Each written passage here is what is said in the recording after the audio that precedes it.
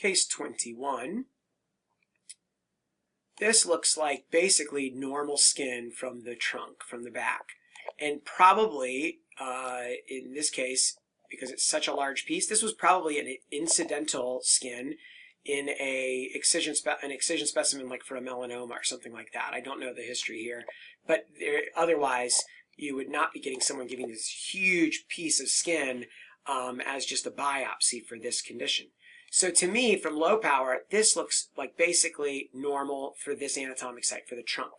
Okay, but when we go closer in the deep reticular dermis, the collagen bundles, you could argue they're kind of thickened, but I mean, honestly, they look quite similar to the normal dermal collagen to me. But yes, they maybe are a little bit thickened or swollen if you have a really good eye, I guess, but I feel like it's a really subtle finding at best. But what there is here is that the collagen bundles are kind of separated from each other and have white space in between. And I mentioned earlier that oftentimes this happens as an artifact, that the collagen separates and there's white space artifactually during tissue processing. But sometimes it means that there's a deposit of something here, fluid like edema or mucin. And so it's subtle, but if you look closer, in some of these spaces, there is some wispy blue material. Very difficult to see here because it's A, subtle, and B, it fades out really quickly, as I've mentioned multiple times in this video. So I think in this case we actually have the benefit of an additional special stain to help us see the mucin.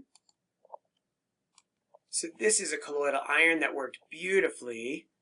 And you can see those areas where the spaces were really light up with this beautiful blue color because there's actually a lot of mucin in here. So it looked washed out on the H&E. So I often kind of am a bit of a doubter or a bit of a naysayer, I guess, about colloidal iron. I think I'm coming off kind of negatively in this video because I've been telling you how many things I don't believe or doubt about classic teachings in DermPath. So I don't know. But in any case, I often feel like usually with practice you can tell if there's mucin or myxoid change on H&E, and if you can't, a colloidal iron is going to often turn, it always makes stuff look kind of blue. But I will say that there are times where it works really nicely, and this is one of those times. It beautifully highlights the mucin in this case. So if you like colloidal iron, don't let yourself feel like I'm being judgy of you. You're welcome to use it. It's totally fine. I don't often use it, but sometimes for teaching purposes I'll get one like we did in this case, okay? So here there's abundant mucin between the dermal collagen, but like on H&E, the dermal collagen basically looked almost normal, maybe a bit thickened. It's not like been wiped out and replaced and really spread out like by a sea of mucin like we saw in pretibial myxedema. It's really kind of subtle mucin depositing between relatively normally arranged collagen bundles, and there's no increase in fibroblast density, no busy dermis appearance on H&E. Like I said, it looked like normal back skin because this was from the back.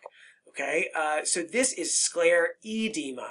And the name I don't really love because it sounds like it should be edema, but it's actually myxoid deposition. It also sounds very similar to scleromyxedema, but it looks nothing like scleromyxedema. So these are like DermPath name-alikes: scleredema, scleromyxedema, and pretibial myxedema. They all sound similar, but they look very different microscopically and have very different clinical presentations. I don't see this very often biopsied, although it's not really terribly rare clinically. It's just recognized clinically and not biopsied. This is a thickened, kind of ill-defined plaque-like area in the upper back, posterior neck region usually, that's firm and kind of indurated to the touch. I think usually normal skin colored or maybe a little bit erythematous. But there's kind of two forms. It can be seen in adults. Often, I think there's an association with diabetes, so kind of an incidental finding in the upper back, this kind of firm, thickened area. And the classic kind of teaching is if you try to kind of pinch the skin gently with your fingers, it feels firm, and you can't you can't pinch and pull the skin up because it's too firm to grasp it between your fingers. And so that's scleredema. So again, in adults, I think an association with diabetes. And then there's another form that can present, I think, more common in kids, and it's often kind of secondary to an upper respiratory infection. Like they had, I think, like strep or maybe viral. I can't remember if viral is associated or not, but I think the classic teaching, like they had strep throat or something a few weeks ago, and now are getting kind of this firm indurated area in the upper back. So I feel like when I've encountered this in practice, it's usually been an incidental finding on an excision specimen just like this. Every once in a while, it'll be a punch biopsy where they're questioning if it's scleredema. But a lot of times I've asked some of my derm colleagues and they're like, oh yeah, we see scleredema, we just don't biopsy it because we recognize what it is clinically. So in pathology, we sometimes get a bias, a sampling bias based on what I think is common or rare is based on what I see biopsied and what I see sent to me in consultation sometimes. And so if something is common but not biopsied, I'll never see it. So I sometimes get a skewed view of how common or rare things are based on what I see in my practice. But that's a beautiful colloidal iron, isn't it? That's really nice. So it's great when it works like that. But let's look up here just for a second. Please note, not only does the epidermis stain blue, but the papillary dermis, there's a lot of normal blue. This is basically, once it comes into focus, kind of the normal amount of blue staining you see in the superficial dermis and around vessels on a colloidal iron stain. So even in normal skin, there is a baseline amount of blue that's going to be present on a colloidal iron stain. So you have to really get used to what normal skin looks like on colloidal iron, or Alsham blue if you like that. I think most people I know that like to use mucin stains use colloidal iron. And then also you got to get, that depends also on the technique used in the lab.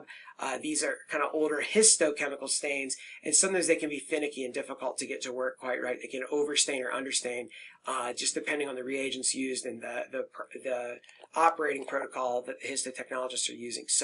So it's one of those stains you got to optimize its use in your lab and get used to what it looks like on normal skin before you use it much for interpretation. I would just caution you, because otherwise I will find this level of blue in skin, many patients' skin all day long, and it doesn't mean anything. So just that's a caveat that I would mention. So that's kind of why I don't often use mucin stain, because it often will show me, yeah, it's going to be blue if I do it. But here it worked beautifully. Okay.